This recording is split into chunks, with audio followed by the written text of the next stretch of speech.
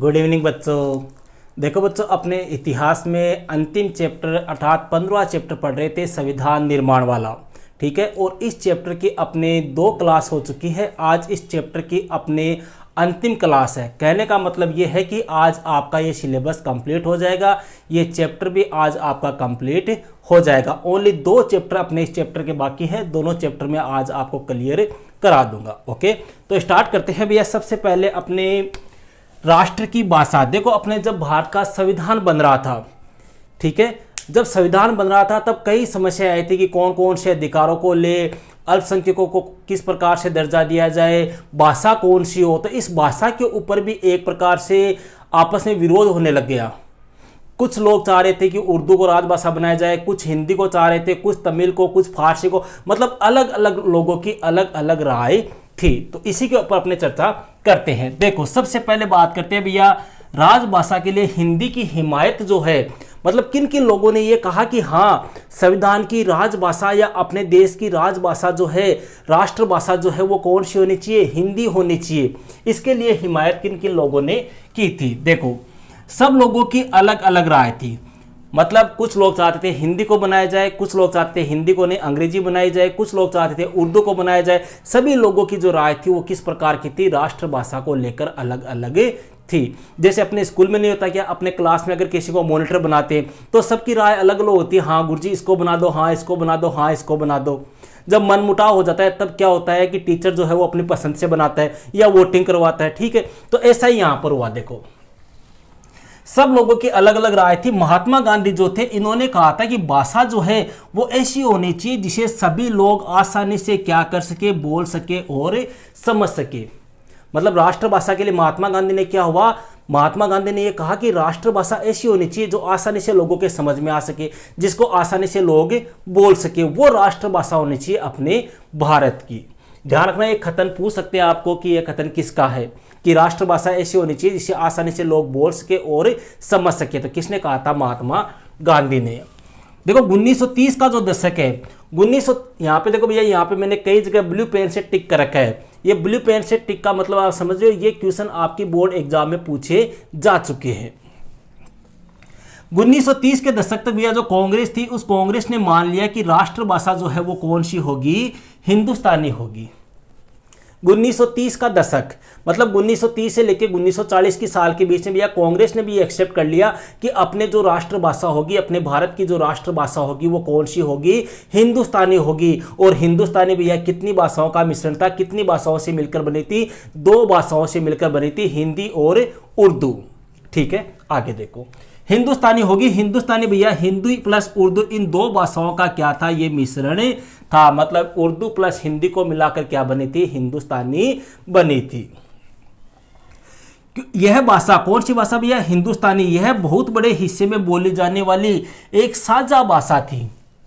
मतलब बहुत बड़े हिस्से में, भारत के लगभग क्षेत्र में यह भाषा बोली जाती थी और सभी लोगों के द्वारा यह बोली जाती थी। एक प्रकार से यह साझा भाषा थी। परंतु धीरे धीरे हिंदी और उर्दू में सांप्रदायिक टकराव प्रारंभ हो गया। सांप्रदायिक टकराव कैसे हुआ भैया? जैसे जैसे हिंदुस्तान के बंटवारे की बात हुई, हिंदू और मुसलमान जो है वो दोनों अलग अलग हो गए।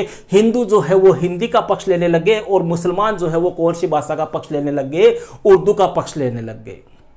समझ रहे हो? इस प्रकार से इनमें क्या हो गया? टकराव हो गया। अरबी और फारसी के जो शब्द है भैया उनको हिंदी भाषा से क्या कर दिया गया? हटा दिया गया। और हिंदी भाषा में मुख्य रूप से कौन से शब्दों को शामिल किया जाने लगा? संस्कृत के जो शब्द है उनको शामिल किया जाने लगा। मतलब अरबी और फारसी, इन शब्दों को हिंदी भाषा से क्या कर दिया गया? अलग कर दिया गया।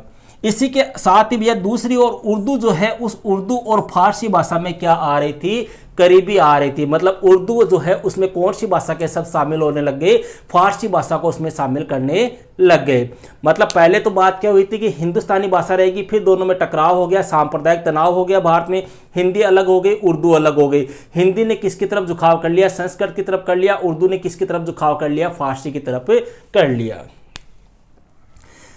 एक विद्वान थे भैया जिनका नाम था आरवी धुलेकर। इन्होंने संविधान सभा में हिंदी को संविधान निर्माण में काम में लिया जाए। किन्होंने? आरवी धुलेकर। इन्होंने ये कहा कि संविधान सभा में कहा कि अपने देश का संविधान जो है वो कौन सी भाषा में बनाया जाए? हिंदी भाषा में बनाया जाए।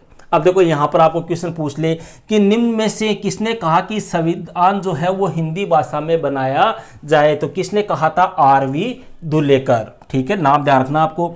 बढ़ते मतभेद को देखते हुए संविधान सभा की भाषा समिति ने, मतलब जो भैया अपने संविधान सभा थी उसमें एक समिति थी, इसका नाम था भाषा समिति। ये आपको पहले बता चुका हूं मैं, संविधान का निर्माण करने के लिए एक संविधान सभा बनी थी। उस संविधान सभा में अपने कई समितियां थी, भाषा समिति, झंडा समिति, प्रारूप समिति। ठीक है, तो संविधान सभा में एक समिति थी, इसका नाम था भाषा समिति।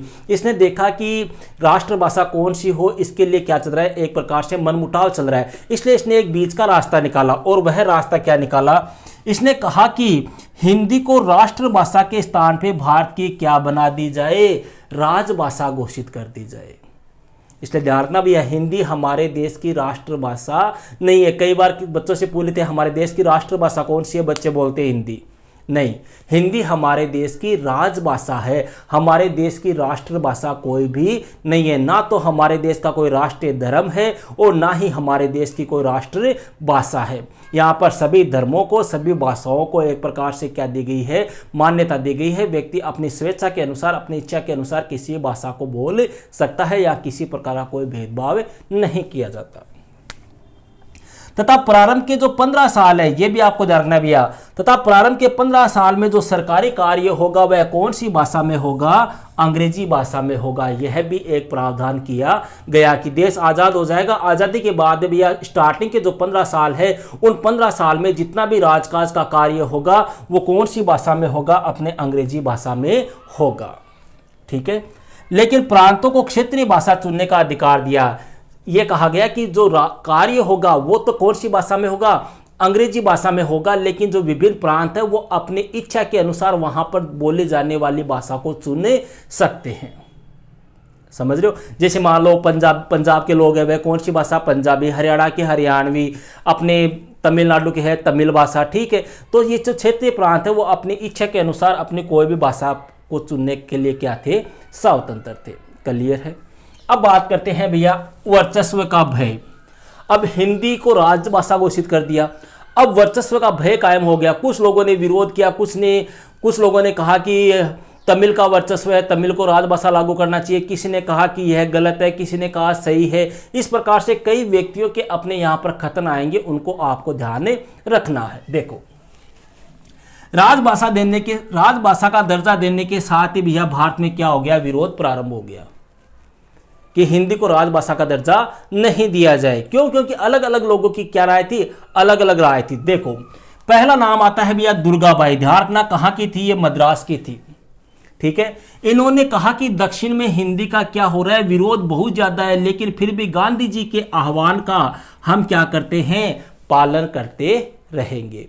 मतलब दुर्गाबाई जो मद्रास की थी भैया, मद्रास जिसको वर्तमान में अपने तमिलनाडु चेन्नई वाला जो क्षेत्र है वहां की दुर्गाबाई थी। इसने कहा कि साउथ का जो एरिया है, दक्षिण भारत का जो एरिया है, वहां पर हिंदी बोली नहीं जाती, वहां पे लोग जो है वो हिंदी का क्या कर रहे हैं? विरोध कर रहे हैं, लेकिन फिर भी हम जो है वो हिंदी को राजभाषा स्वीकार करेंगे। क्यों? क्योंकि यह किसकी इच्छा है? महात्मा गांधी की इच्छा है। हम महात्मा गांधी के आह्वान का क्या करेंगे? पालन करेंगे।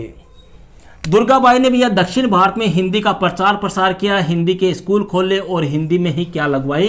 कक्षाएं चलाई। अब यहाँ पे देखो, आपको क्वेश्चन पूछ सकते हैं, दक्षिण भारत में हिंदी का प्रचार प्रसार जो है वो मुख्य रूप से किसके द्वारा किया गया? तो कौन थी? अपने दुर्गाबाई। या इसका आपको कथन पूछ ले, किसने कहा था? इसके बाद में दूसरा नाम आता है भैया शंकरराव देव, जो कहाँ के थे? अपने बंबई के थे। इन्होंने भी एक पंक्ति कही है कि मैं महात्मा गांधी के अनुयायी होने के नाते हिंदुस्तानी को राष्ट्र की भाषा के रूप में स्वीकार कर चुके हैं। इन्होंने ये कहा, शंकरराव देव ने, कि हम जो है वो महात्मा गांधी के अनुयायी है, हम महात्मा गांधी को मानते हैं। और महात्मा गांधी ने क्या कहा था? कौन सी होनी चाहिए राष्ट्रभाषा? हिंदुस्तानी होनी चाहिए। तो इन्होंने कहा कि हम हिंदुस्तानी को राष्ट्र की भाषा के रूप में स्वीकार कर चुके हैं, परंतु अगर आप दिल से हिंदी के लिए समर्थन चाहते हैं तो आपको ऐसा कोई कदम नहीं उठाना चाहिए जिससे मेरे भीतर क्या हो? संदेह पैदा हो। मतलब शंकरराव देव ने कहा कि हमने महात्मा गांधी के कहने पर हिंदुस्तानी को राष्ट्रभाषा मान लिया है, लेकिन अगर अब आप हिंदी की बात कर रहे हो तो ठीक है, हम हिंदी को भी सपोर्ट करेंगे, लेकिन ऐसा कोई कार्य मत करना जिससे हमारे मन मस्तिष्क में क्या हो? संदेह का भाव उत्पन्न हो। यह पंक्ति किसने कही थी? शंकरराव देव ने कही थी। और शंकरराव देव का संबंध कहां से था? अपने बंबई से था। इसके बाद में तीसरा नाम आता है भैया Shri T M Ramalingam Chettiar. Shri T A Ramalingam Chettiar, नाम से स्पष्ट है कहाँ के हो गए, दक्षिण भारत के हो गए, अर्थात कहाँ के थे ये, मद्रास के थे। इन्होंने कहा था कि जो कुछ भी किया जाए वह एहतियात के साथ किया जाए, यदि आक्रामक होकर कार्य किया गया तो हिंदी का कोई भला नहीं हो पाएगा। इन्होंने कहा कि जो भी करना है, जो भी फैसला करना है, जो भी कार्य करना है, चाहे हिंदी को बनाओ, चाहे हिंदुस्तानी को बनाओ, कुछ किसी को बनाओ, लेकिन जो भी करो वो एहतियात के साथ करो, सावधानी के साथ करो, सतर्कता के साथ करो, सोच समझ के करो। क्यों? क्योंकि अगर आक्रामक होकर आपने कोई भी कार्य किया तो हिंदी का कभी क्या नहीं होगा, भला नहीं होगा। तो ये 3-4 खत्म इसमें यहां पर है और 3-4 मेन चीजें यहां पर है। इस प्रकार से भैया आपका यह टॉपिक क्या होता है, कंप्लीट होता है। अब देखो यहाँ पे क्वेश्चन कैसे पूछते हैं, कई बार बच्चे पूछते हैं गुरुजी ते समझाओ तो मगर समझ में भी आ जाए, लेकिन प्रश्न क्या है, प्रश्न जैसे मान लो राष्ट्र की भाषा है, ठीक है, तो अब यहाँ पे क्वेश्चन आपको ये पूछ लेंगे कि भारतीय संविधान में राष्ट्र की भाषा का समस्या को किस प्रकार से सुलझाया गया, या हिंदी को राजभाषा का दर्जा किस प्रकार से दिया गया, विस्तार से बताइए। तो आपको ये पूरी स्टोरी लिखनी पड़ेगी, ठीक है। तो ये था भैया अपने इतिहास का अंतिम चैप्टर, 15वां चैप्टर। यह चैप्टर आपका कंप्लीट हो चुका है और अब अपने सिर्फ एग्जाम तक एक ही चीज़ बाकी रही है और वो है आपको सभी चैप्टर के मोस्ट क्वेश्चन उपलब्ध कराना, आपके प्री बोर्ड ऑर्गेनाइज करना। मोस्ट क्वेश्चन लगभग में इतिहास के अंदर से लगभग शायद आपको 5 से 6 पार्ट के उपलब्ध करा चुका हूं और पॉलिटिकल साइंस में लगभग 7-8 पार्ट के मैं आपको उपलब्ध करा चुका हूं। जल्दी ही बाकी चैप्टर जो है उनके भी मोस्ट क्वेश्चन आपको उपलब्ध करा दिए जाएंगे। ओके भैया, दैट्स ऑल।